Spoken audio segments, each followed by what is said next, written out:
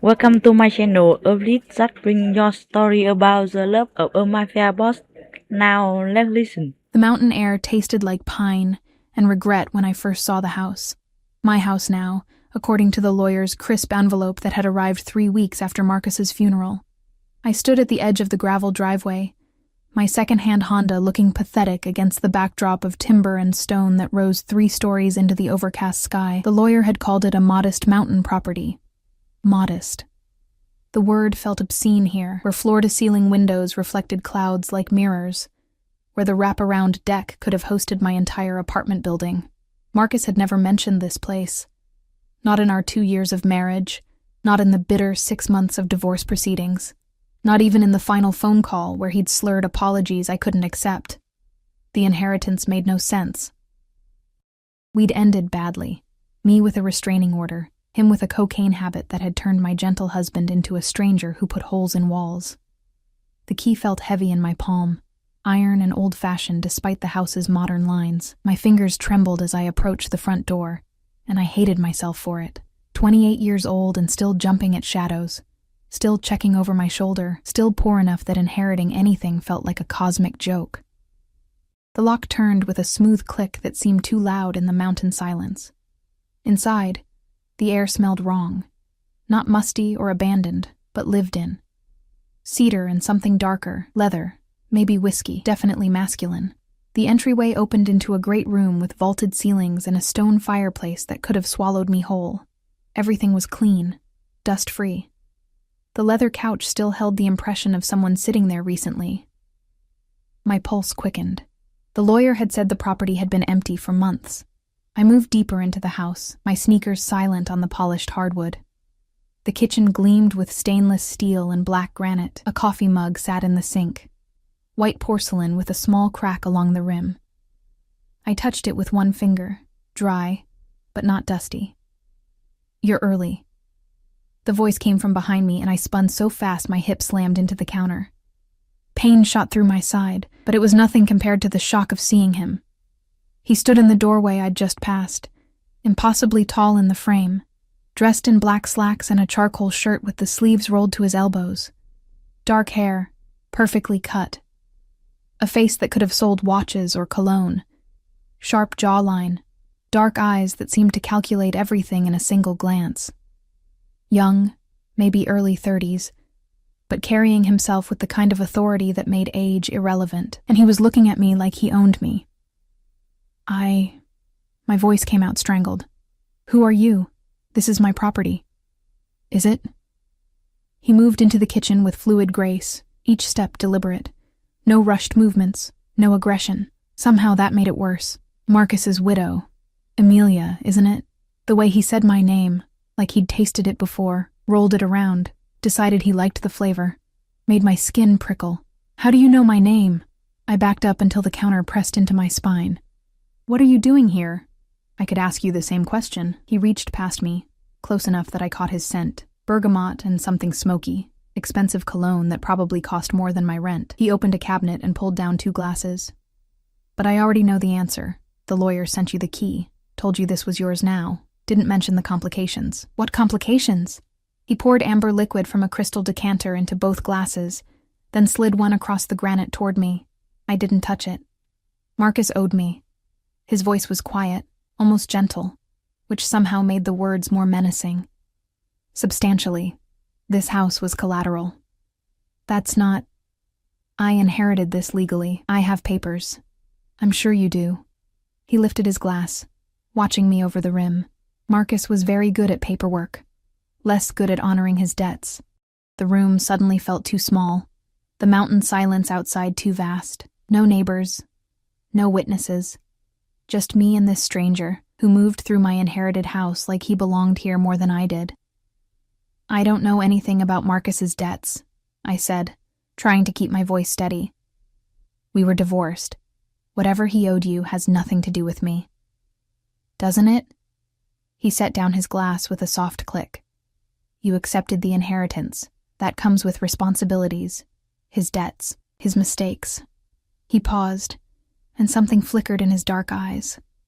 Something that might have been amusement or might have been threat. His widow. Ex-wife, I corrected sharply. The paperwork says widow. He tilted his head slightly, studying me. Marcus died before the divorce was finalized. A technicality, perhaps, but an important one. Legally, you were still married. Legally, you inherit everything, including what he took from me. My mouth went dry. I don't have anything of yours, not yet. He moved closer, and I pressed harder against the counter, hating how small I felt, how trapped. He stopped just inside my personal space, close enough to touch, but he didn't. Just looked down at me with those calculating eyes. But you will. You're going to help me find it. I don't know what you're talking about. Marcus stole something from me 3 months before he died. Something irreplaceable. Something worth more than this house. More than his pathetic life.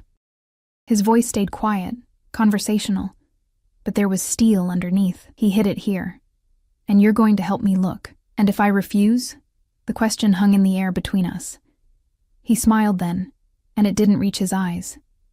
You won't. He reached out slowly, giving me time to flinch away, but I forced myself to stay still, and picked up a strand of my hair between his fingers.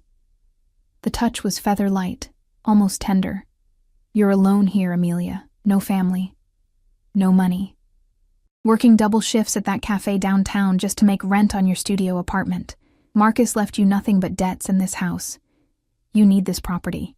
You need to sell it, start over, maybe finally finish that degree you abandoned. My blood turned to ice. How do you know? I know everything about you. He released my hair and stepped back, giving me space that somehow felt more threatening than his proximity. I know you take the bus because your car barely runs. I know you eat ramen 4 nights a week. I know you haven't spoken to your mother in 3 years because she blamed you for Marcus's problems. I know you're scared, tired, and desperate for a way out. Tears burned behind my eyes, but I refused to let them fall. You've been watching me. I've been protecting my interests. He picked up his glass again, swirled the liquid. Marcus was a problem that solved itself. But what he took from me is still missing. You're the key to finding it. I told you I don't know anything. Then we'll figure it out together. He moved toward the entryway, then paused and looked back at me. I'm staying here until we do. The guest house out back. You can have the main residence. Consider it a courtesy. You can't just... I can. The steel in his voice hardened. This property may be in your name now. But Marcus signed contracts long before he died. Contracts that give me certain rights. Push back, and my lawyers will tie this up in court for years. You'll spend everything you don't have fighting a battle you can't win. Or... He paused, letting the word dangle. You can cooperate. Help me find what's mine. And when this is over, you walk away with the house, free and clear. Your fresh start. Your escape. I wanted to scream. To run. To call the police. But standing there in that too-clean kitchen, wearing my threadbare jacket and clearance rack jeans, I knew he was right. I had no money for lawyers, no family to help, no options. How do I know you'll keep your word? I asked quietly. Something shifted in his expression. Approval, maybe, or respect. You don't. But what choice do you have? None. I had no choice at all, and we both knew it. He walked to the front door, his footsteps echoing in the vast space.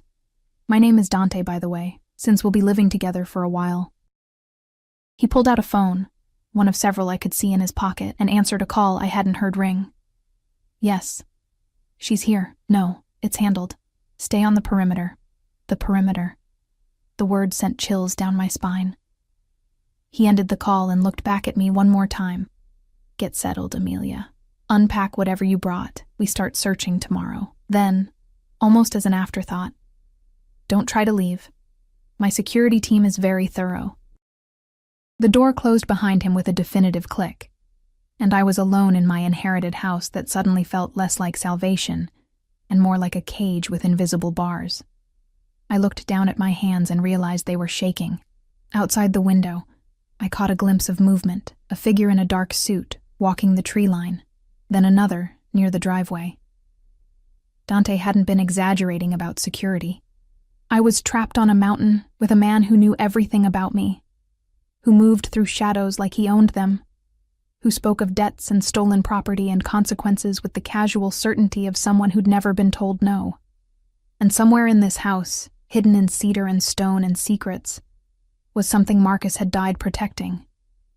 Something Dante would kill to get back. I set my bag down on the leather couch and tried to stop shaking, tried to think, tried to find some way out of the trap I'd walked into the moment I'd turned that iron key in the lock. The mountain wind rattled the windows, and in the gathering dusk, the house's shadows grew longer, darker, hungry. I was alone with a beautiful monster, and I had nowhere left to run. I didn't sleep that first night. The master bedroom was too large, too exposed. Windows on 3 sides that turned the room into a fishbowl once darkness fell. I'd pulled the curtains closed, but it didn't help. Every creak of the house settling, every whisper of wind through the pines, every distant footstep of Dante's security team prowling the perimeter. It all felt like a countdown to something I couldn't name. I lay on top of the covers, fully dressed, my phone clutched in one hand like a talisman. But who would I call? The police.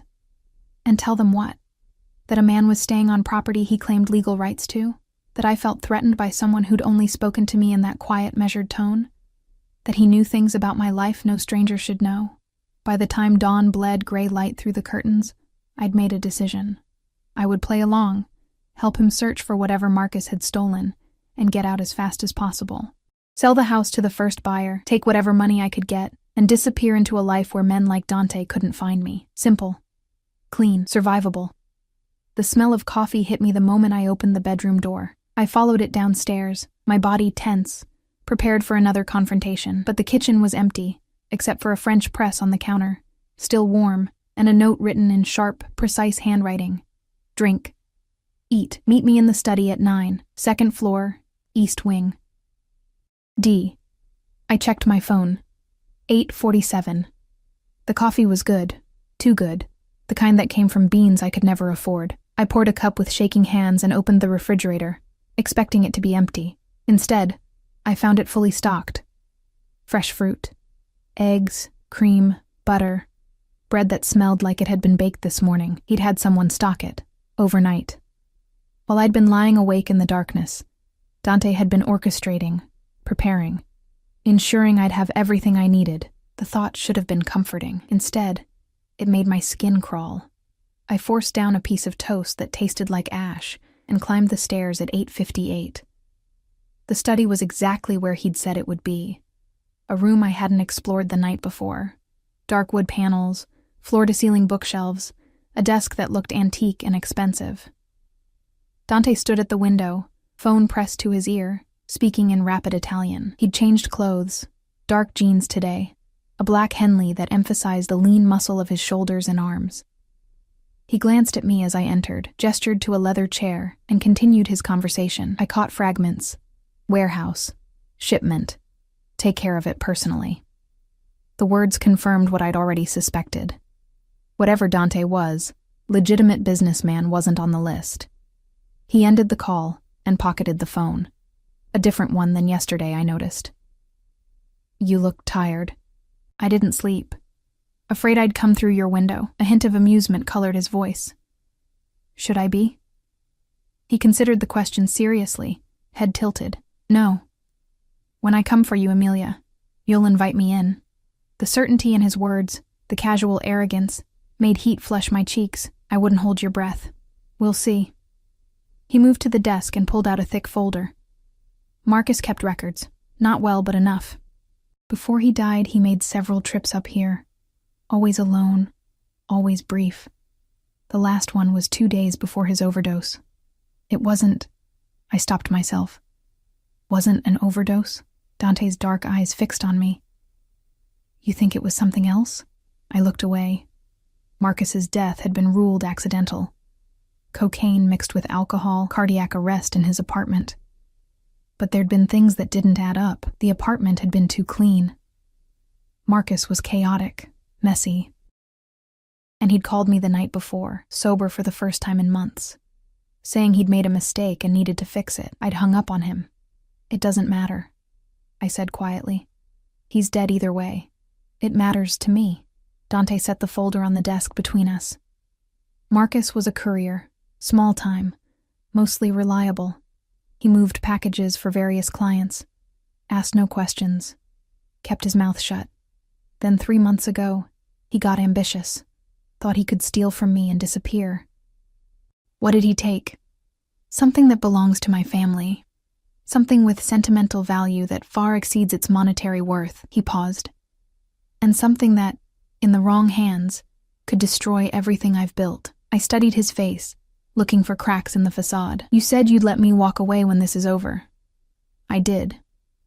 Why should I believe you? Because if I wanted you dead, Amelia, you'd already be gone. He said it so simply, so matter-of-factly, that it took a moment for the words to register. You're useful alive. You knew Marcus. You understand how he thought. And whether you realize it or not, he left you clues. I haven't spoken to Marcus in almost a year. Yet he left you this house, in his will, drafted just 2 weeks before he died. Why? The question hung between us. I had no answer. Dante opened the folder and spread photographs across the desk, the house from different angles, the property boundaries marked in red. Outbuildings I hadn't noticed yesterday.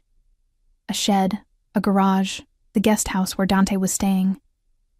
We searched systematically, he said. Every room, every closet, every floorboard. Marcus hid something here. We're going to find it. We spent the next 6 hours tearing apart my inherited house. Dante was methodical, efficient, moving through spaces with the precision of someone who'd done this before. He checked behind picture frames, removed vent covers, tapped walls listening for hollow spaces. His security team, 3 men who never spoke, never smiled, just watched with dead eyes, brought equipment. Scanners, metal detectors, tools I couldn't name. I felt useless, following him from room to room, watching him dismantle my supposed inheritance piece by piece. Here, he handed me a box from the hall closet. Go through this. Look for anything unusual. The box contained Marcus's things. Old clothes, a watch, receipts, photos. My hands trembled as I sifted through the debris of his life. There was a picture of us on our wedding day. I looked so young, so hopeful. Marcus looked clean-cut, handsome, nothing like the hollow-eyed stranger he'd become. You loved him. Dante's voice came from behind me, closer than I'd expected. Once. I set the photo down. Before the drugs. Before everything fell apart. What happened? Started staying out all night. He changed. Coming home paranoid, aggressive. Money disappeared from our account. Then the drugs showed up. Then the men he owed money to. I looked up at Dante. Men like you. I never sold Marcus drugs, but you used him. He was paid well for his services. What he did with the money was his choice. Dante crouched beside me, close enough that I could feel the heat radiating from his body. You think I corrupted him, made him into something he wasn't, didn't you? No, Amelia. I just gave him opportunities to reveal who he already was. His hand covered mine on the box, warm and steady. People don't change. They just stop pretending. I pulled my hand away, pulse racing. Is that what you tell yourself? To sleep at night? I sleep fine. He stood, towering over me again. Take a break. You're shaking. I'm fine. You're exhausted. He pulled out his phone, a third one, I counted, and sent a text. Lunch will be here in 20 minutes. Go wash your face. Breathe. I wanted to argue, to prove I wasn't weak, wasn't affected by his proximity or his casual dominance, but my legs felt unsteady as I stood, and the room tilted slightly. Dante caught my elbow, steadying me. When did you eat last?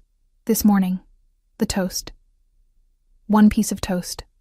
He guided me toward the stairs, his grip gentle but unyielding. You're running on empty. That ends now. I don't need you to... I need you functional. Which means fed, rested, capable of thinking clearly. We reached the master bedroom and he released me. Lunch. Then we continue. He left before I could respond, his footsteps fading down the hallway. I locked the bedroom door and leaned against it, my heart hammering. The way he'd touched me, not violent, not cruel, just possessive, like I was something he'd already decided belonged to him. It terrified me more than any threat, because part of me, some traitorous part I didn't want to acknowledge, had liked it. Lunch arrived exactly 20 minutes later. Italian food from a restaurant that definitely didn't deliver to the middle of nowhere. Dante had ordered enough for 4 people. We ate in the kitchen, the silence thick between us. "Tell me about the night Marcus called you," he said finally. I set down my fork. "How do you—" "Phone records. Tell me." I took a breath, steadying myself. "He called around midnight. He sounded different, clear. Said he'd made a terrible mistake and needed to make it right. That he was sorry for everything. Then he asked me a strange question." Dante leaned forward. "What question?" "He asked if I remembered the first place we talked about running away to, when we were young and stupid and thought we could escape everything. And where was that?" I looked at Dante, at the intensity in his dark eyes, and felt something shift. This mattered. This was important. "A cabin," I said slowly.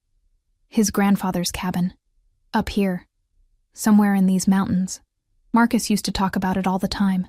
Said it was the only place he'd ever felt safe." Dante stood so abruptly his chair scraped against the floor. "Show me the property maps. Now."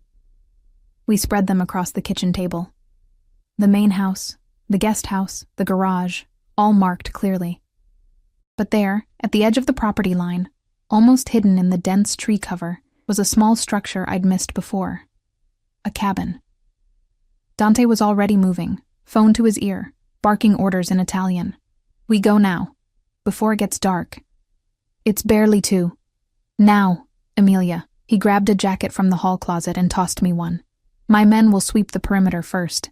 Then we go in together." "Why together?" He looked at me, and for the first time, I saw something beyond control in his eyes. Something that might have been need, because if it's there, if Marcus hid what I think he hid, I need to know you see it. I need you to understand exactly what your husband took from me." He opened the door, cold mountain air rushing in, "and what it's going to cost to get it back." The walk through the woods felt endless. Dante's security team moved ahead of us, silent shadows checking sight lines and approach angles. Dante stayed close to me, one hand hovering near the small of my back. Not quite touching, but ready to grab me if I stumbled. The cabin appeared through the trees like something from a nightmare. Weathered wood, sagging porch, windows dark as dead eyes. One of Dante's men emerged and nodded. Clear. Dante pulled a gun from somewhere under his jacket, matte black, efficient, terrifying, and gestured for me to stay behind him. The cabin door hung open, broken lock dangling. Someone had been here, recently. We stepped inside, and the smell hit me immediately. Copper and decay, and something chemical that burned my nostrils. Dante cursed in Italian, low and vicious. In the center of the room, beneath a tarp that had been partially pulled away, were wooden crates. Dante moved to them, pried one open, and went very, very still. "What is it?" I whispered. He didn't answer, just reached into the crate and pulled out something wrapped in cloth. When he unfolded it, I saw the glint of metal, the curve of a necklace, antique, ornate, with a pendant that caught the dying light streaming through the dirty windows. "Marcus didn't just steal money," Dante said quietly, his voice raw in a way I hadn't heard before. "He stole my family's heritage. Every piece in here belonged to my grandmother, my mother, generations of women. He knew what they meant. Knew I'd pay anything to get them back." His hand tightened on the necklace, knuckles white, and he hid them here, in this rotting cabin, like they were trash. I watched something dangerous move across Dante's face. Rage, yes, but underneath it, something that looked almost like grief. Then he turned to me, and his eyes burned with an intensity that stole my breath. "Your husband," he said softly, "was a dead man the moment he touched these." And I realized, standing in that cabin with stolen treasure between us, that Marcus's overdose might not have been an accident after all. The silence in the cabin pressed against my eardrums like water at depth. Dante stood motionless, that necklace dangling from his fingers, catching fragments of light that turned the stones from blue to black and back again. "Did you kill him?" The question escaped before I could stop it. Dante's eyes snapped to mine, sharp enough to cut. "Would it matter if I had?" "Yes." My voice came out stronger than I felt. "It would matter to me." He studied me for a long moment, then carefully rewrapped the necklace and placed it back in the crate. No, I didn't kill Marcus. He moved to another box, checking contents with methodical precision. But I would have, if he'd lived long enough for me to find him. The honesty was more chilling than any lie could have been. Someone else got to him first, Dante continued, his voice taking on that quiet, dangerous quality I was beginning to recognize. Someone who wanted these pieces badly enough to eliminate the middleman. Marcus was sloppy at the end, paranoid, using too much of his own product, making mistakes. He became a liability. To who? That's what I'm going to find out. He straightened, pulling out his phone, the fourth different one I'd seen him use. And you're going to help me. I've helped enough. You have what you wanted. We had a deal. The deal was you helped me find what Marcus took. He moved toward me, each step deliberate, and I backed up until my spine hit the cabin wall. But finding it isn't enough anymore. Someone else knew about this location. Someone else has been here. He braced one arm against the wall beside my head, leaning in close enough that I could see flecks of gold in his dark eyes. Which means someone else knew Marcus was working for me, knew what he stole. Knows about you. My mouth went dry. What are you talking about? You inherited this property 3 weeks ago. The lawyer sent you the information. You didn't come immediately. You waited, saved money, arranged time off work. Anyone watching you would know exactly when you'd arrive. His free hand came up, fingers ghosting along my jawline without quite touching. Someone wanted me to find these pieces. Wanted me here, distracted, looking in the wrong direction while they make their real move. That's paranoid. That's survival. He dropped his hand and stepped back, but the intensity in his gaze never wavered. In my world, Emilia, paranoia keeps you breathing, trust gets you buried. He turned to his security team, rattling off instructions in Italian. They began carefully loading the crates, handling each piece like the precious artifact it was. Dante made several calls, his voice low and urgent, switching between Italian and English with fluid ease. I watched him work, watched him command, and felt the trap close tighter around me. We're moving you, he said, when he finally ended his calls. Tonight, the main house isn't secure enough. Moving me where? Somewhere safe, somewhere no one will think to look. He gestured toward the door. My men will pack your things. We leave in an hour. You can't just... I can, and I am. He moved close again, and this time there was something almost gentle in his expression. Listen to me very carefully. If someone killed Marcus to cover their tracks, and if they know about you, then you're not safe here. You're not safe anywhere I'm not. This is insane. I should just go to the police and tell them what? That your ex-husband stole from a man you can't prove exists? That you're being threatened by someone with no criminal record who owns legitimate businesses across 3 states? He shook his head. My lawyers would have you painted as mentally unstable before you finished giving your statement. And while you're sitting in some police station trying to convince skeptical cops that you're in danger, whoever killed Marcus would have all the time they need to get to you. So what? I just trust you? Let you take me somewhere isolated while your men pack up stolen jewelry? Not stolen. Recovered. His jaw tightened. These pieces belong to my family. Marcus was the thief. I'm simply taking back what's mine. Like you're taking me? The words hung between us, sharp and accusatory. Dante's expression shifted, something dark and possessive flickering across his features, before he controlled it. You were mine the moment you turned that key in the lock, he said quietly. You just didn't know it yet. The casual certainty in his voice, the absolute ownership implied in those words, should have terrified me. Should have sent me running despite the security team, despite the isolation, despite everything. Instead, my traitorous body responded with a flush of heat that had nothing to do with fear. He saw it. Of course he saw it. Those calculating eyes missed nothing. 1 hour, he repeated, his voice dropping lower. Pack light. Bring anything you can't live without. Everything else stays.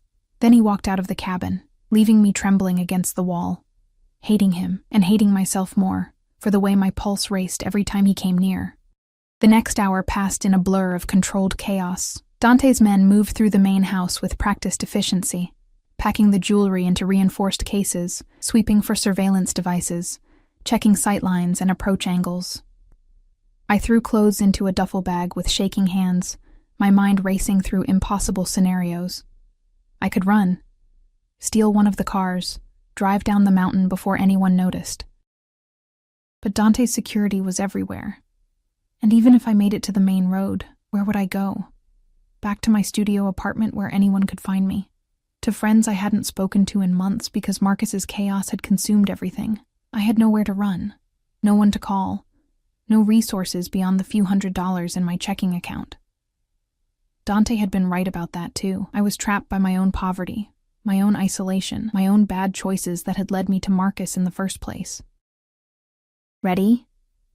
Dante appeared in the bedroom doorway. He'd changed again. Dark tactical pants, a fitted black shirt, a leather jacket that probably cost more than my car. He looked like he'd stepped out of a crime thriller, beautiful and dangerous and entirely too comfortable with weapons and violence. Do I have a choice? No.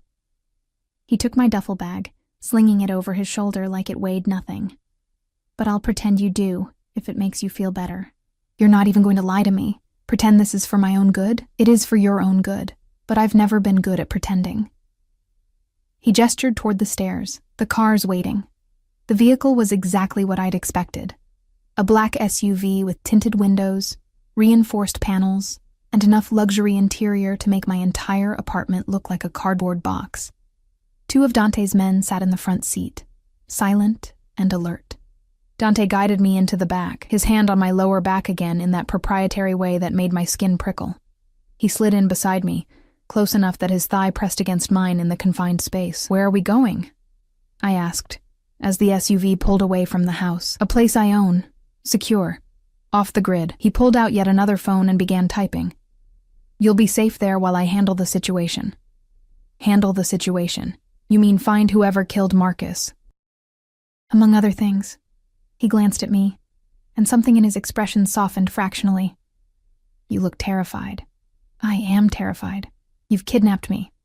Protected you. There's a difference. Not from where I'm sitting." He considered this, then reached over and took my hand. The gesture was so unexpected, so gentle compared to everything else, that I froze. His thumb traced circles on my palm, slow and hypnotic. "I know you're scared," he said quietly. "I know this isn't what you wanted, but I need you to trust that I'm very good at keeping what's mine safe. I'm not yours. Not yet." His grip tightened slightly. "But you will be, Amelia, because you're starting to realize something important." "What's that?" "That I'm the only thing standing between you and whoever killed Marcus. That I'm the only person in your life right now who tells you the truth, even when it's ugly. That you're safer with me than you've been in years, even if it doesn't feel like it." He released my hand and settled back against the seat. "And that you're tired of running, tired of being alone, tired of surviving on ramen and hope." Every word hit like a physical blow because every word was true. "I hate you," I whispered. "I know." He smiled, and it was the first genuine smile I'd seen from him. "But you don't. Not really. You hate that I'm right. There's a difference." The drive took 2 hours, winding down the mountain and then back up through roads that became progressively narrower, more isolated. The sun set somewhere during the journey, painting the sky in bruised purples and dying reds. I watched the landscape disappear into darkness and felt like I was watching my old life fade with it. The house, Dante's house, appeared suddenly around a curve, not as large as the mountain property, but more fortified. Stone walls, security cameras visible at every corner, gates that looked like they could withstand a small army. "Welcome home," Dante said, as the SUV pulled through the gates. "This isn't my home. It is now." He opened the door and extended his hand. "Come on, I'll show you your room." I ignored his hand and climbed out myself, immediately regretting it when my legs nearly buckled. Exhaustion hit me all at once. The sleepless night, the stress, the fear, everything catching up in a wave that made the world tilt. Dante caught me before I fell, lifting me into his arms with an ease that should have been impossible. "Put me down," I protested weakly. "No." He carried me toward the house, and I was too tired to fight. You're going to eat, shower, and sleep. In that order.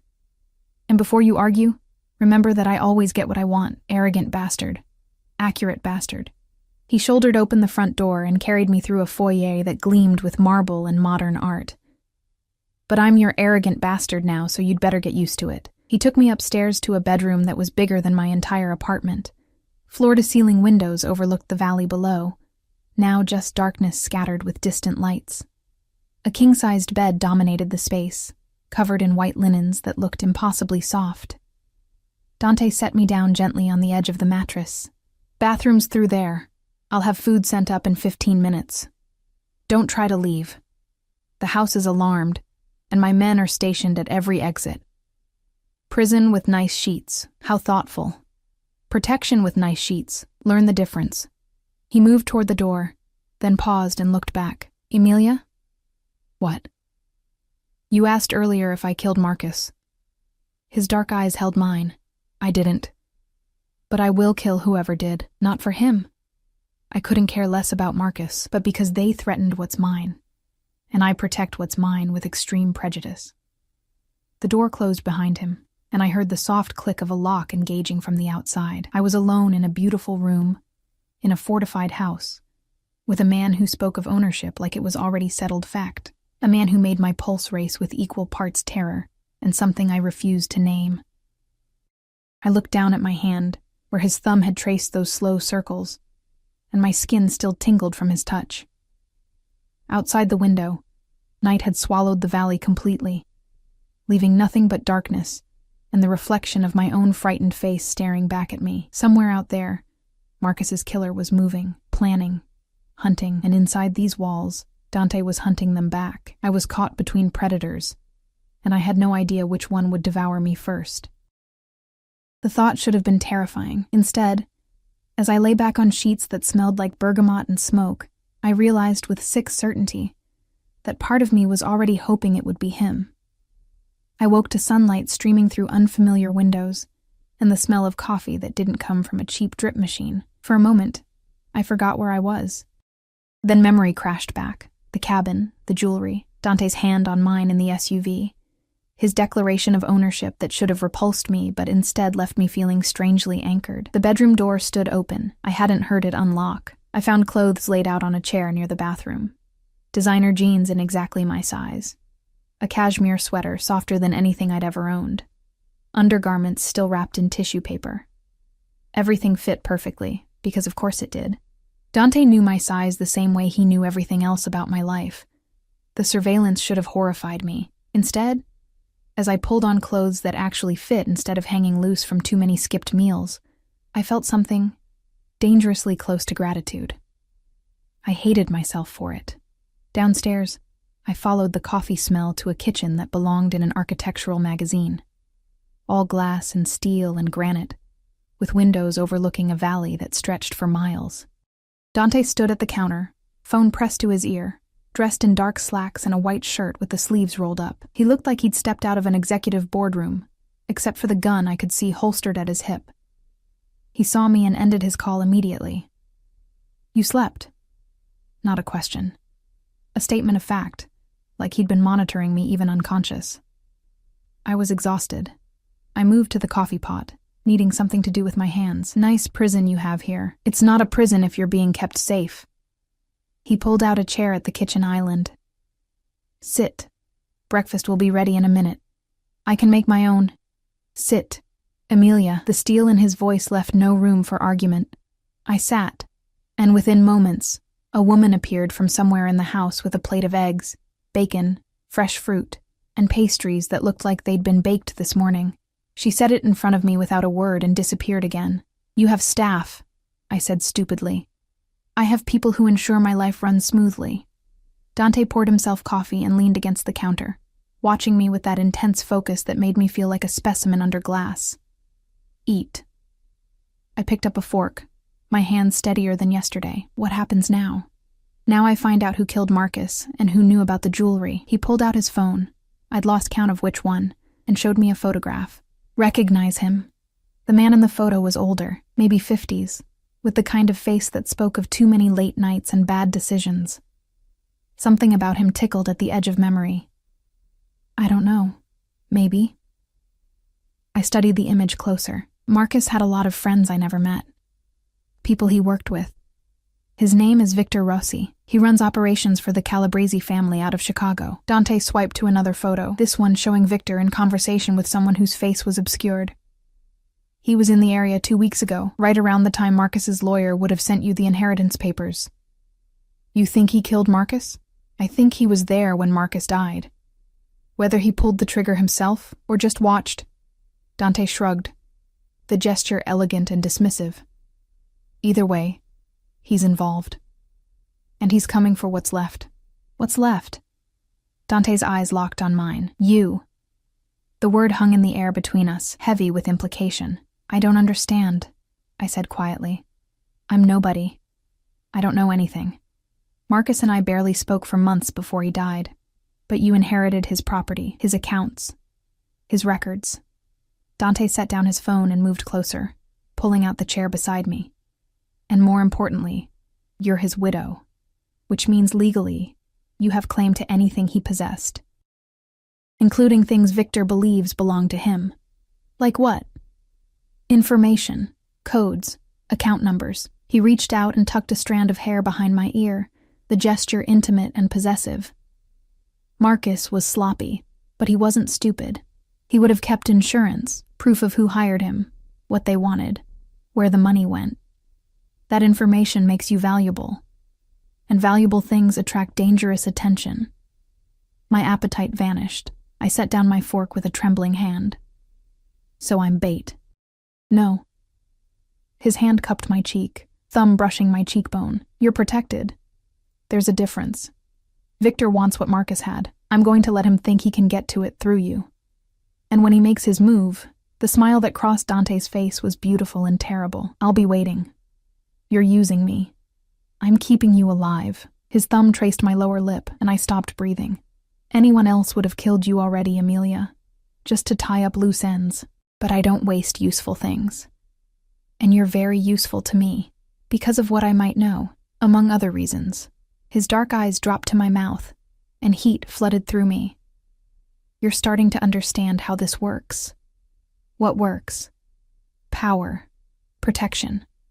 The way we take care of what belongs to us. He stood abruptly, breaking the spell. I have meetings today. You'll stay here. My security team knows you're not to leave the grounds.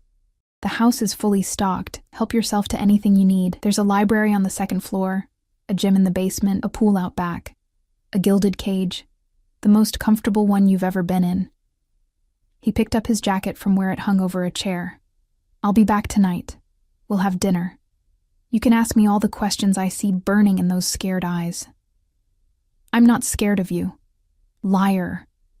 He leaned down, his mouth so close to my ear I could feel his breath. But you're not scared enough. That's what makes you interesting. Then he was gone, leaving me alone in that beautiful kitchen with half-eaten breakfast and a pulse that wouldn't slow down. The day stretched endlessly. I explored the house because there was nothing else to do. Room after room of expensive furniture and original art, and the kind of quiet that came from thick walls and isolation. I found the library Dante had mentioned, shelves packed with books in multiple languages. First editions. Rare volumes. A collection that spoke of old money and careful curation. I pulled out a leather-bound copy of Dante's Inferno and almost laughed at the irony. Of course he'd have this. Of course he'd name himself after the poet who'd written about hell. I read until my eyes hurt, trying to lose myself in Italian poetry I could barely understand. But my mind kept drifting to Dante's hands on my face, his thumb on my lip, the casual way he'd claimed ownership like it was already decided. The sun was setting when I heard voices from downstairs, male, speaking rapid Italian. I moved to the top of the stairs and listened, catching fragments. Victor, warehouse tomorrow night. Trap, then Dante's voice, quiet and deadly. She stays here. No one gets close to her. Anyone tries. You have permission to eliminate them. Me. He was talking about me. I retreated to the bedroom before anyone saw me eavesdropping, my heart hammering. Tomorrow night. Whatever was coming, it was happening soon. Dinner appeared on a tray at 7, more food than I could possibly eat, perfectly prepared. I picked at it while sitting on the bed, watching darkness swallow the valley below. Security lights dotted the perimeter, and occasionally I'd catch glimpses of Dante's men patrolling. He'd meant what he said about protection. This wasn't just a house, it was a fortress. Dante appeared in my doorway at 9, loosening his tie with one hand while scrolling through his phone with the other. He looked tired for the first time since I'd met him. Shadows under his eyes, tension in his shoulders. Long day? I asked before I could stop myself. Productive day. He pocketed his phone and studied me. You've been thinking too much. I can see it on your face. You told your men to kill anyone who gets close to me. You were listening. A hint of approval colored his voice. Good, you're learning to pay attention. Is Victor coming here? Not here, but soon. Dante moved into the room, shedding his jacket and tossing it over a chair. I'm moving up the timeline. Tomorrow night, we're going to give him what he wants. Which is? You. He saw my expression and held up a hand. Relax. You'll be wired, surrounded by my best men, and I'll be close enough to put a bullet in anyone who breathes wrong. But Victor needs to believe he's gotten to you. Needs to think he's won. And then what? Then I find out what he knows about Marcus's death. Find out who else is involved. Find out if there are more pieces of my family's history scattered across criminal networks. He sat on the edge of the bed, close enough to touch. And then I end him. The casual way he said it, like he was describing picking up dry cleaning, should have terrified me. Instead, I found myself asking, have you killed people before? Yes. No hesitation, no shame, just honesty, when necessary, when they threaten what's mine or betray my trust. I don't enjoy it if that's what you're asking, but I don't lose sleep over it either. And you think I can just be okay with that? With you? I think you already are. He reached out and took my hand, pulling me closer until I was sitting right beside him. I think you've been alone so long that having someone willing to burn the world down to keep you safe sounds less like a threat and more like a promise you've been waiting your whole life to hear. The words hit too close, cut too deep. Tears burned behind my eyes, and I looked away. Hey. His hand cupped my chin, gently turning my face back to his. I'm not judging you. I'm telling you I see you. The real you. Underneath all that fear and pride. The woman who stayed with Marcus even when he became a stranger. The woman who works herself to exhaustion just to survive. The woman who walked into that mountain house expecting salvation and found me instead. And what did you find? I whispered. Someone worth keeping. His thumb brushed away a tear I hadn't felt fall. Someone who doesn't break easy. Someone who looks at me like I'm dangerous but doesn't run. Someone who makes me want things I stopped wanting years ago. Like what? Like this. He leaned in slowly, giving me time to pull away, to say no. To remember that he was a criminal and I was his prisoner, and nothing about this was right or sane or safe. I didn't pull away. His mouth was warm on mine, gentle in a way that contradicted everything else about him. No force, no demand, just exploration. His hand slid into my hair, cradling my head while his lips moved against mine with devastating patience. I kissed him back because I was tired of being alone, tired of being scared, tired of pretending I didn't feel the pull between us. Because his words had stripped away every defense I'd built, and underneath them was just a woman who needed, someone to see her as worth protecting. When he finally pulled back, his dark eyes searched mine. Tell me to stop. I can't. Tell me you don't want this. I can't do that either. Amelia, something almost like pain crossed his face. If we do this, if I make you mine completely, there's no going back. I don't share. I don't let go. You become part of my world, my life, my every decision. You understand what that means? It means I stop running, stop being alone, stop pretending I can survive on my own when we both know I'm drowning. I touched his face, feeling the stubble along his jaw. It means I choose the devil I know over the one that killed Marcus. I'm not a devil. I'm worse. But his hands pulled me closer, settling me against him. Devils eventually let you go. I won't. Promise? The word came out broken, desperate. revealing everything I'd tried to hide. He heard it, heard the plea underneath, the loneliness, the exhaustion, the need to finally stop fighting and let someone else carry the weight. I promise. He kissed me again, deeper this time, claiming me with mouth and hands, and the certainty that radiated from him. You're mine now, Emilia, mine to protect, mine to keep, mine to possess in every way that matters. Yours, I whispered against his lips, and felt the last of my resistance crumble. He laid me back on the white sheets and covered my body with his, and outside the fortress walls, Marcus's killer was hunting. But inside, wrapped in Dante's arms, I finally stopped shaking. I woke wrapped in Dante's arms, sunlight painting gold across his sleeping face. He looked different like this, younger, softer. The deadly edge smoothed away by unconsciousness. His arm was heavy across my waist, possessive even in sleep. I studied the strong line of his jaw, the dark lashes against his cheeks, the small scar near his temple that I hadn't noticed before. A killer. A criminal. A man who'd turned me into his possession with calculated precision. And somehow, lying there in his bed with his scent on my skin and his warmth surrounding me, I felt safer than I had in years. His eyes opened, focusing on me immediately with the alertness of someone who never truly sleeps deeply. You're thinking too loud, just wondering what I've gotten myself into. Me. You've gotten into me. He pulled me closer, kissing my forehead with surprising tenderness. No regrets? Ask me after tonight. I traced the scar near his temple. What happened here? Knife fight. I was 19 and stupid. He caught my hand, pressed it to his lips. Still have the scar to remind me that arrogance gets you cut, and yet you're still arrogant. I learned to be better at it. He sat up, muscles shifting under skin, and reached for his phone on the nightstand.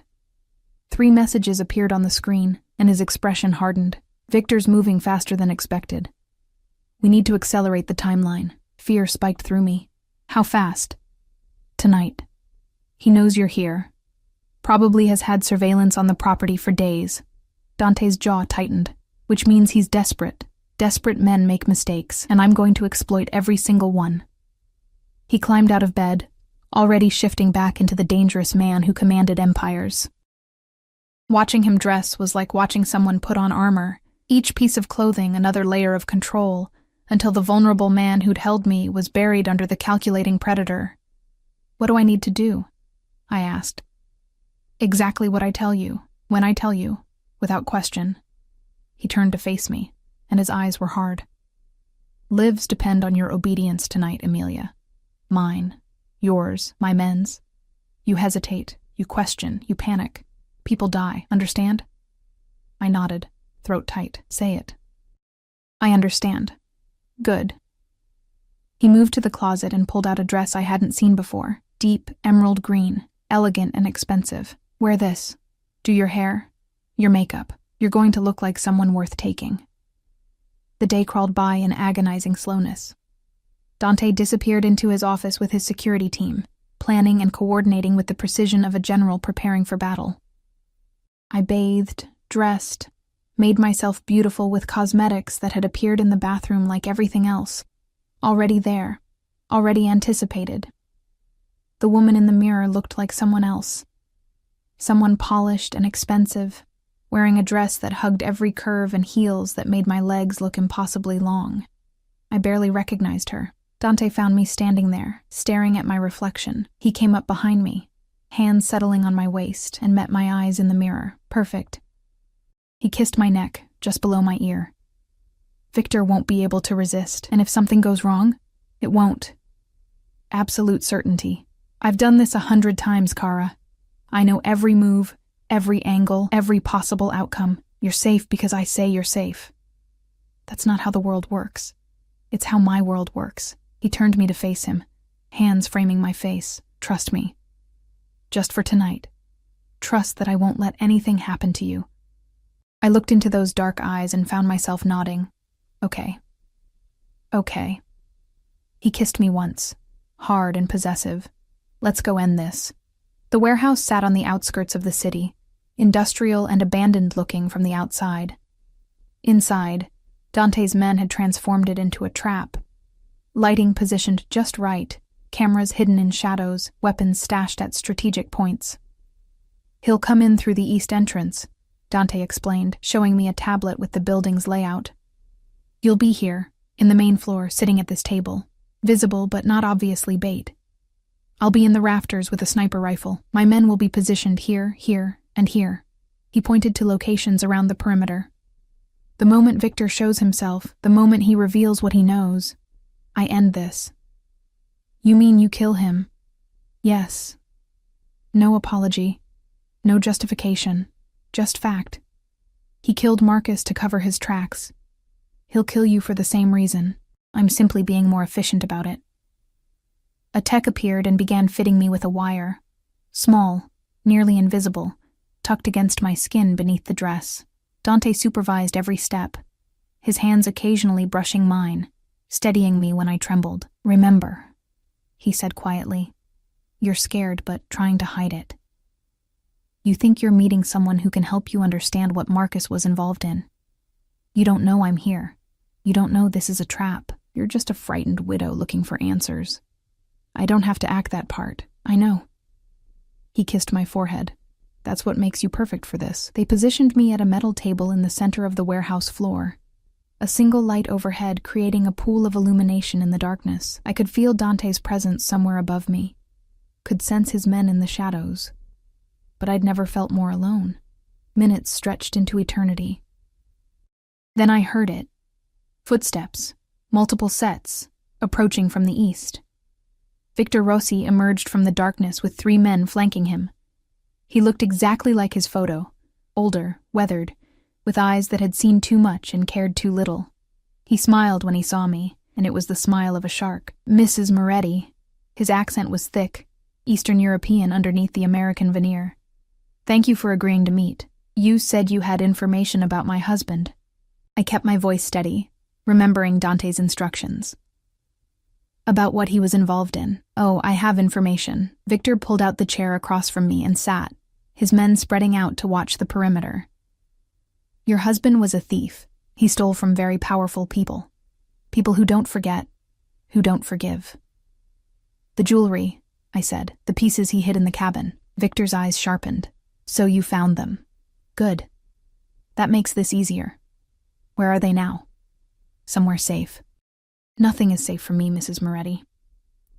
He leaned forward, and I caught the smell of cigarettes and old violence. "Marcus learned that lesson too late, but you're a smart girl. You can give me what I want, and I'll let you walk away. Start over somewhere new, forget any of this ever happened. And if I refuse, then you join your husband in the ground." He said it casually, like discussing the weather. He made a mistake, thinking he could hide from me. Thinking that pitiful mountain house would protect him. I found him easy enough, made his overdose look accidental enough. No one asked questions about a junkie dying alone in his apartment. My blood ran cold. "You killed him." "I eliminated a problem," Victor shrugged. "Just like I'll eliminate you, unless you're smarter than he was. Now, the jewelry. Where is it? I don't have it." "Then who does?" "I do." Dante's voice rang out from above, and Victor's head snapped up. But it was too late. Red laser dots appeared on Victor's chest, his forehead, his throat, 3 sniper rifles from 3 different angles. Victor's men reached for weapons, but Dante's security team emerged from the shadows faster. The warehouse exploded with movement, shouting, the sound of bodies hitting concrete, weapons being disarmed with brutal efficiency. Victor remained frozen, staring up at where Dante descended from the rafters with inhuman grace, rifle slung across his back, handgun drawn and pointed directly at Victor's head. "Hello, Victor." Dante's voice was pleasant, almost friendly. "Thank you for confessing to Marcus's murder. My lawyers will enjoy presenting that recording in court, along with the video footage from 6 different angles." Victor's face went white. "Dante, I didn't know. The girl, she's nothing, she's mine." Dante moved to stand behind my chair, one hand settling on my shoulder. The touch was possessive, protective, absolute. "Which means you just threatened my property, my future, my family." "Family." Victor's eyes widened. You're protecting her? She's just some broke waitress, nothing special. Special enough that I'll paint these walls with your blood if you finish that sentence. Dante's grip on my shoulder tightened slightly. You killed Marcus to hide your involvement in stealing my family's jewelry. You thought you could eliminate the evidence and claim the pieces for yourself. But you made 2 mistakes, Victor. What mistakes? First, you underestimated how much I care about what's mine. Not just the jewelry, though I'll be taking that back along with interest for the disrespect. But this woman. My woman. You threatened her, which means you threatened me. And the second mistake? Victor asked, though he looked like he already knew the answer.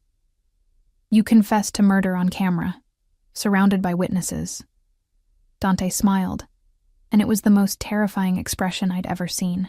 My lawyers will have this case wrapped up in 48 hours. You'll spend the rest of your miserable life in a federal prison, watching your empire crumble while I dismantle everything you've built. Your associates, your assets, your reputation, all of it. Gone. Victor lunged from his chair, reaching for a weapon I hadn't seen, but Dante was faster.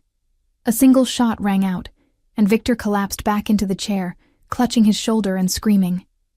That was for Marcus, Dante said quietly. Not because I cared about him, but because his death brought complications I didn't need. And I hate complications. Police sirens wailed in the distance, growing closer. Dante had planned this too, ensured the authorities would arrive at exactly the right moment, would find exactly what he wanted them to find. Take him, Dante ordered his men, who efficiently zip-tied Victor and his associates. And make sure the evidence package reaches Detective Morrison. He'll appreciate the gift. Then Dante turned to me, his expression softening as he helped me to my feet. It's over. You're safe now. I looked at Victor, bleeding and broken, at the police lights flashing through the warehouse windows, at Dante's men moving with military precision. You orchestrated everything from the beginning. From the moment Marcus died, yes. I knew someone had killed him.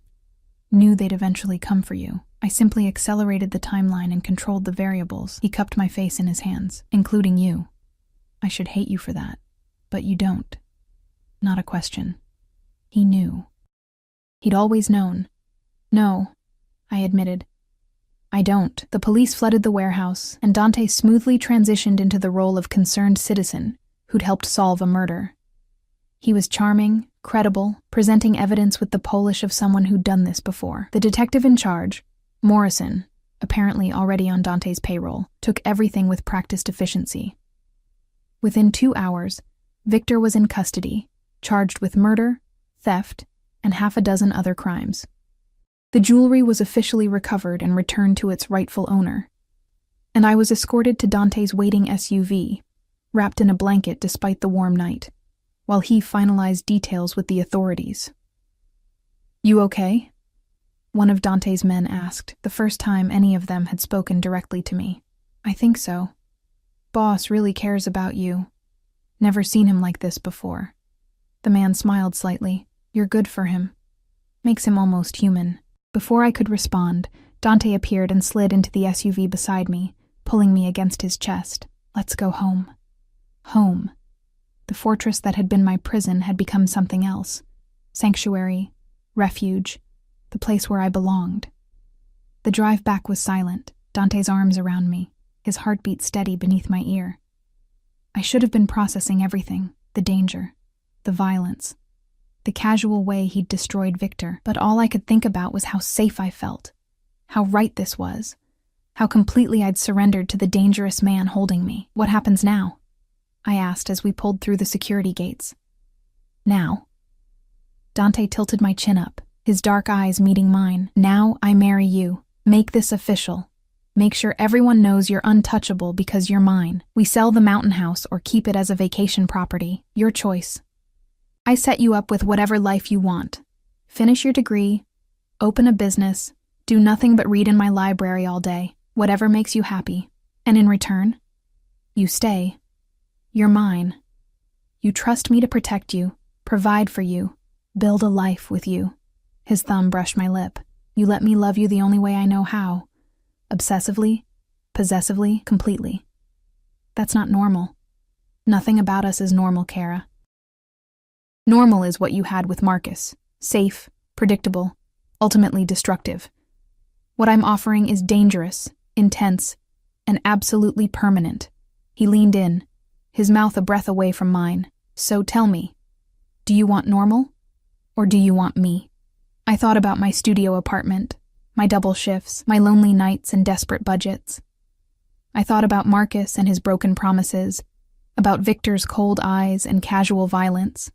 I thought about Dante's hands on my face, his absolute certainty, his promise to burn the world down to keep me safe.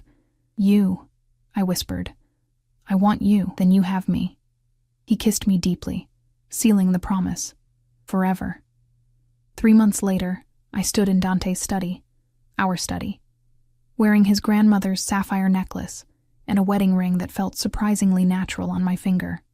The mountain house had sold for enough money to erase every debt Marcus had left me. I'd enrolled in online classes to finish my degree. Dante's world had become my world, dangerous but honest, violent but protective, everything out in the open instead of hidden behind lies. He found me there, looking at a photograph from our small wedding. Just us and a judge, simple and perfect. Regrets? He asked, wrapping his arms around me from behind. None. I leaned back against him, feeling his strength, his certainty, his absolute commitment. Though you were right about one thing. Just one? You said I'd invite you in eventually. You were right. I'm always right. He turned me to face him, and his smile was genuine, warm, nothing like the dangerous mask he showed the world. But you made me work for it. I respect that. Good. Because you're stuck with me now. Stuck. He laughed, the sound rich and genuine. Kara, I've been stuck on you since the moment you walked into that mountain house, scared and beautiful and absolutely perfect. Everything else was just me being patient while you figured out what I already knew. And what's that? That you were always mine, from the first moment, in every way that matters, forever. He kissed me there in the study, surrounded by books and stolen jewelry returned to its rightful place, in the fortress that had become our home. Outside, his security team patrolled. Victor rotted in prison, the world turned without touching us.